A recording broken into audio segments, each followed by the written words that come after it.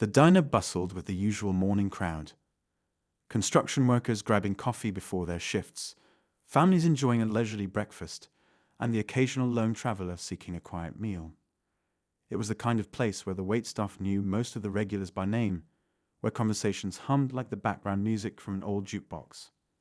Yet, amidst the warmth and familiarity, something was about to unfold that no one would forget. At the far end of the counter, an elderly black man sat patiently, his weathered hands resting on the table as he scanned the menu. His suit was crisp but understated, the kind you'd expect someone to wear to church on a Sunday or an important meeting. Despite his dignified presence, he seemed out of place, not because of his age or demeanor, but because of the way the waitress, a young woman named Jenna, kept glancing his way with a tight frown. Jenna had been working at the diner for 3 years. She prided herself on her efficiency and her ability to handle the morning rush without breaking a sweat. But as she weaved through the tables, refilling coffee cups and jotting down orders, her steps slowed every time she neared the man. She hesitated, her notepad clutched tightly in her hand, before moving on without acknowledging him. Minutes ticked by. The man waited, his expression calm but observant, as if he could sense the unease in the room. Other customers had noticed too. Subtle glances were exchanged, whispers floated between tables. One older couple near the window shook their heads in disapproval, but no one said a word. Finally, Jenna's coworker, a bubbly and kind-hearted server named Maria, nudged her as they crossed paths near the coffee station. "You gonna take his order or what?" Maria asked, her voice low but firm. Jenna stiffened, her eyes darting toward the man before she shook her head. I don't think I can," Jenna muttered, her cheeks flushing. "It's not personal. I just have a weird feeling about him." Maria raised an eyebrow, clearly unimpressed. "Weird feeling. He's just sitting there, minding his own business. Could do your job, Jenna." But Jenna didn't budge. Instead, she grabbed a coffee pot and busied herself at another table, avoiding the man entirely. Maria sighed, wiped her hands on her apron, and started toward him. But before she could reach his table, the door to the diner swung open, and a new presence filled the room. A young woman stepped in, her heels clicking confidently against the tile floor. She was striking, tall, poised, and dressed in an elegant pantsuit that turned heads as she walked. Her sharp gaze scanned the diner before locking onto the elderly man. A warm smile spread across her face, and she strode toward him with purpose. "Dad," she said, her voice clear and affectionate. The man's face lit up as she leaned down to hug him, and the tension in the room seemed to shift. Jenna, who had been watching from behind the counter, froze. Her eyes widened as she realized the connection between the two. But what happened next left her, and everyone else in the diner, completely stunned. The young woman straightened, glanced around the room with an air of authority, and then turned to Jenna. "I believe you've been avoiding my father," she said, her tone calm but unyielding. Jenna stammered, her words failing her as the woman's gaze bore into her. "Do you know who he is?" The woman continued, her voice growing colder. "Do you have any idea what you've just done?" Jenna's heart raced as she shook her head, unable to form a coherent response. The other customers leaned in, their curiosity piqued. The diner had gone silent, the clinking of utensils and murmur of conversation replaced by an electric tension. The young woman took a deep breath, her expression a mix of disappointment and resolve. "Let me explain," she said, her voice ringing with authority. And with those words, she prepared to reveal a truth that would leave the entire diner reeling. The young woman's gaze swept across the room, taking in the curious stares of the other patrons. She seemed unbothered by the attention, her focus firmly on Jenna, whose face had gone pale.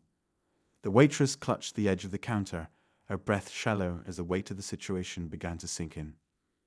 "My father," the woman began, her voice steady but carrying an edge, has spent his entire life giving back to communities like this one. He's a man of quiet dignity, someone who's worked tirelessly to improve the lives of others. And yet, here he is, sitting in a diner, being ignored by someone who probably doesn't even know his name. The elderly man still seated at the table, gently raised a hand. "It's all right, sweetheart," he said softly, his tone calm and measured. "I'm sure there's been some kind of misunderstanding." But the woman shook her head. "No, Dad, this isn't something we brush off. People need to be accountable for their actions." Jenna's throat felt dry. She tried to summon the courage to respond, but every attempt to speak dissolved into silence. Her mind raced with excuses. Maybe she'd been too busy. Maybe she'd genuinely forgotten. But deep down she knew the truth. She had deliberately avoided the man, and now the consequences of that decision were staring her in the face. Maria, who had been standing nearby, took a hesitant step forward. "Look," she said cautiously, addressing the young woman, "I don't think Jenna meant any harm. Sometimes people make mistakes." The young woman turned to Maria, her expression softening slightly. "Mistakes happen," she agreed, "but this isn't just about one person. It's about how we treat others, especially those who've earned our respect." A murmur rippled through the diner as customers exchanged glances. Some nodded in agreement, while others looked uncomfortable, shifting in their seats. The woman continued, her voice taking on a more personal tone. "My father didn't grow up with much. He came from a small town where opportunities were scarce, but he worked hard, harder than most people I know. He put himself through school, served his country, and spent decades fighting for the rights of people who couldn't fight for themselves." The man's eyes flickered with a mix of pride and humility, though he remained silent, letting his daughter speak on his behalf. "And now," she said, gesturing toward him, "he's retired. He spends his days mentoring young people, volunteering at shelters, and," she paused, her voice faltering for just a moment, "and being the kind of person this world desperately needs more of." Jenna's stomach churned with guilt. She could feel the judgmental eyes of the other customers boring into her, and for the first time, she truly understood the gravity of what she'd done, or rather, what she hadn't done. The woman's voice softened, though her words still carried weight. "When we walk into a room, when we interact with someone, we have no idea what their story is. We don't know the struggles they've faced, the battles they've fought, or the sacrifices they've made. That's why kindness matters, because sometimes a single act of thoughtfulness can mean the world to someone." Jenna's lips trembled as she finally managed to speak. "I didn't mean to." The woman raised a hand, silencing her. "Intentions are one thing. Actions are another. And today, your actions spoke volumes." At that moment, the diner door opened again, and a man in a crisp navy blue suit entered, his presence commanding immediate attention. He walked with purpose, scanning the room before his eyes landed on the elderly man. A smile broke across his face as he approached the table. "Dr. Harris," the man said warmly, extending a hand. "It's an honor to see you again." Dr. Harris. The name sent a ripple of recognition through the crowd. Several patrons straightened in their seats, and one whispered, "Is that who I think it is?" The elderly man, now revealed as Dr. Harris, stood and shook the newcomer's hand. "Always a pleasure, Mark," he replied with a gracious smile. The young woman, seeing Jenna's confusion, leaned in slightly. "That's Mark Daniels," she said quietly, "the CEO of one of the largest non-profit organizations in the country. My father has been mentoring him for years." Jenna's heart sank further. She'd heard of Mark Daniels, a name often associated with philanthropy and positive change. And this man, this Dr. Harris, was someone Mark clearly admired. Mark turned to the young woman and nodded. "Good to see you too, Eleanor. How's the campaign coming along?" Eleanor, the young woman, smiled. "It's going well, Mark. Dad's been helping with some of the finer details. You know how thorough he is." Mark chuckled. "That I do. It's why he's been such an incredible influence on so many of us." As the two continued their conversation, Jenna felt like the walls were closing in. She had made a snap judgment about Dr. Harris based on nothing more than her own biases, and now the weight of her actions felt unbearable. Eleanor turned back to Jenna, her expression unreadable. "Do you know why we came here today?" she asked. Jenna shook her head, her voice barely above a whisper. No. My father loves this diner, Eleanor said. He used to come here all the time when he was younger. He'd always talk about how much he appreciated the warm, welcoming atmosphere. She paused, her gaze piercing. But today, that wasn't what he found. The silence in the diner was deafening. Even the sound of plates clinking in the kitchen had stopped, as though everyone in the building was holding their breath. Eleanor took a deep breath, her voice softening just a fraction. I'm not here to shame you, Jenna. I'm here to remind you, and everyone else, that every person who walks through these doors deserves respect. No exceptions. Dr. Harris placed a hand on his daughter's shoulder. That's enough, Ellie, he said gently. I think the point has been made. But as Jenna looked into his kind, forgiving eyes, she knew the moment wasn't over. Not for her, and not for the lesson she'd just been handed. As Dr. Harris returned to his seat, the air in the diner remained heavy with tension. Jenna stood frozen, unsure of what to do next. She felt the weight of Eleanor's words bearing down on her, mingling with the murmurs that buzzed like static among the other patrons.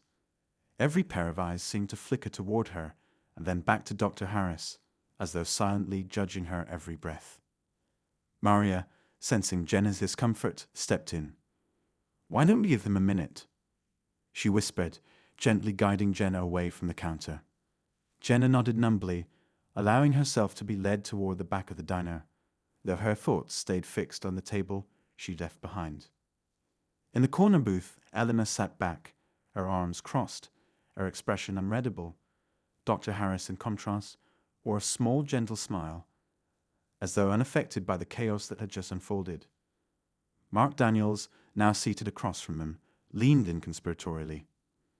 I didn't realize you were back in town, Mark said, his tone casual, though his eyes flicked toward the rest of the diner. Dr. Harris chuckled lightly. Just a short visit. I've been working with Ellie on her campaign, but I couldn't resist stopping by here. This place holds so many memories. Eleanor's gaze softened slightly as she looked at her father. You always said this diner reminded you of home. It still does, Dr. Harris replied, though his voice carried a hint of melancholy. Or at least it did. Home isn't just a place, it's how people treat you. And today, he trailed off, glancing briefly toward the counter where Jenna had stood. Mark leaned back in his seat, exhaling slowly. You've always been better at giving people the benefit of the doubt than I have. But even I'd struggle with what just happened. Dr. Harris shook his head. Anger won't change anything, Mark. Compassion will. Sometimes people need a moment to confront their own biases before they can grow. Meanwhile, in the back of the diner, Jenna paced nervously. Maria watched her with a mix of concern and frustration. You can't just hide back here, Maria said, folding her arms. You made a mistake, and now you need to own it. Jenna ran a hand through her hair, her voice trembling. I know, but what am I supposed to say? Sorry I ignored you because of my own prejudices. That's not something you can just fix with an apology. Maria sighed, her expression softening. You're right, it's not that simple, but avoiding it won't make it better. At least try to show him you're willing to learn, that you're sorry for what you did. Jenna hesitated, her mind swelling with doubt. She'd never felt so exposed, so deeply ashamed. But as she thought about Dr. Harris, his quiet dignity, the way he'd stayed calm through everything, she knew Maria was right. Back at the booth, Mark checked his watch and stood, I've got a meeting across town. But it was great to see you both. Let's catch up soon. Dr. Harris nodded warmly. Of course, and thank you for stopping by. After Mark left, the diner began to settle back into its usual rhythm, though the air still felt charged. Jenna, mustering all the courage she could find, slowly walked toward Dr. Harris and Eleanor's table. Her heart pounded in her chest as she approached, each step feeling heavier than the last. When she reached the booth, she swallowed hard. Dr. Harris, she began, her voice barely audible. Eleanor, I just wanted to say. She faltered, the words catching in her throat. Dr. Harris looked up at her, his expression kind but expectant. I'm sorry, Jenna said finally, her voice cracking. I was wrong. I judged you without even knowing you, and there's no excuse for that.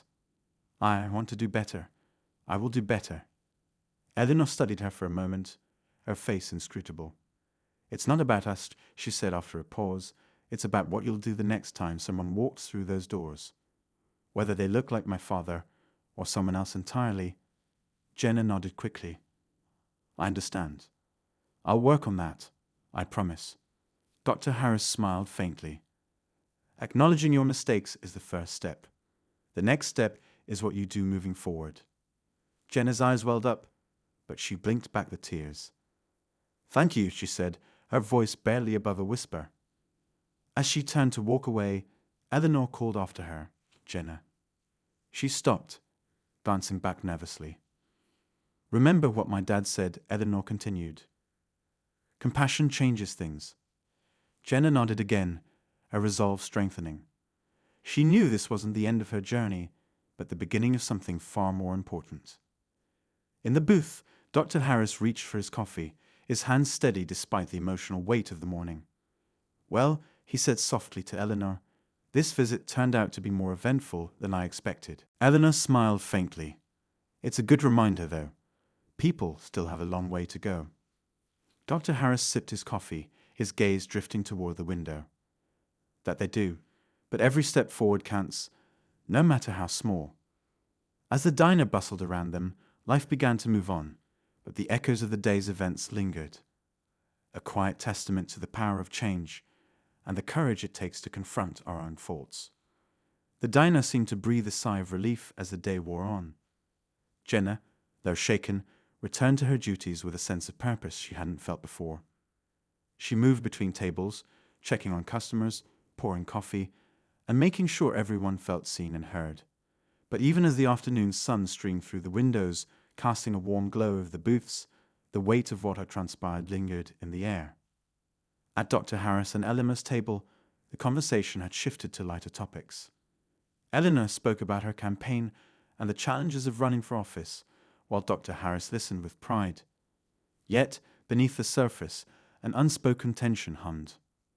Across the diner, a man entered, his presence commanding attention.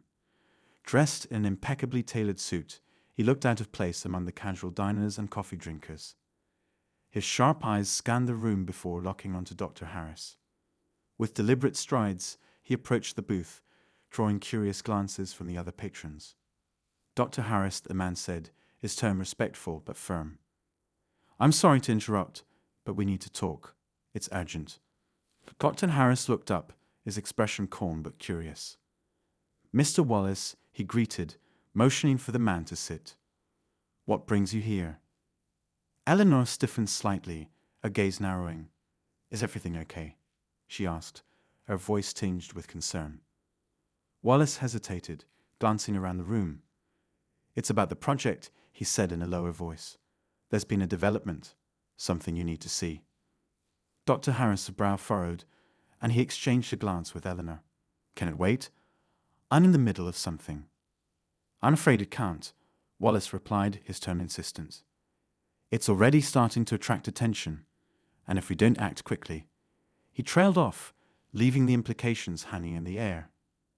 Eleanor leaned in, her voice low. What kind of attention are we talking about? Wallace hesitated again, clearly choosing his words carefully. The kind that makes headlines, he said finally. Dr. Harris sighed, setting down his coffee. Excuse me for a moment, he said to Eleanor before standing. Turning to Wallace, he added, let's step outside.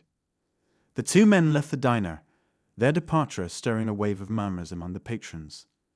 Eleanor remained seated, her fingers drumming lightly on the table as she watched them through the window. Something about Wallace's demeanor unsettled her. Back in the kitchen, Jenna peeked out from behind the counter, her curiosity piqued. She caught bits and pieces of the conversation and couldn't shake the feeling that something bigger was unfolding. Maria nudged her gently. What's going on? Maria asked, following Jenna's gaze. I'm not sure, Jenna replied, her voice low. That man, he seemed important. Maria raised an eyebrow. Important how? Like he wasn't just here for a meal, Jenna said, shaking her head. I don't know. It's just a feeling. Outside, Dr. Harris and Wallace stood near the edge of the parking lot, their conversation growing more animated. Eleanor watched intently, her unease deepening as Wallace handed Dr. Harris a folder. Dr. Harris opened it, his expression shifting from curiosity to concern as he scanned the contents.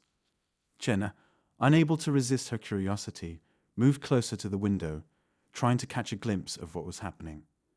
Maria called after her, but Jenna barely heard her. I think something's wrong, Jenna murmured, more to herself than anyone else. At that moment, Dr. Harris and Wallace re-entered the diner, their faces grave. Eleanor stood to meet them, her voice steady but laced with urgency. What's going on? Dr. Harris handed her the folder, his tone measured. Take a look. Eleanor flipped through the pages, her eyes widening as she read. This is serious, she said, her voice barely above a whisper. Wallace nodded. It is, and we need to act quickly. Dr. Harris glanced around the diner, his gaze briefly landing on Jenna, who quickly looked away. Turning back to Wallace and Eleanor, he said, Let's discuss this somewhere private. The three of them moved toward the door, their departure leaving a palpable tension in their wake. Jenna felt her pulse quicken, the weight of the moment pressing down on her. She didn't know what was in that folder or why it seemed so urgent, but one thing was clear. Whatever was happening, it was far from over. As the door closed behind them, the diner buzzed with speculation. Customers whispered among themselves, the atmosphere charged with curiosity and unease. Jenna returned to her station, her mind racing. She couldn't shake the feeling that this was just the beginning of something far bigger than she could imagine. Maria approached her, placing a reassuring hand on her shoulder. You okay? Jenna nodded, though her expression betrayed her turmoil. I don't know what's going on, she admitted, but it feels important, like it's going to change everything. Maria gave her a small smile. Maybe it will, she said. But for now, all we can do is wait and see. And as the afternoon sunlight began to fade, casting long shadows across the diner, the unanswered questions hum in the air, heavy with the promise of revelations yet to come.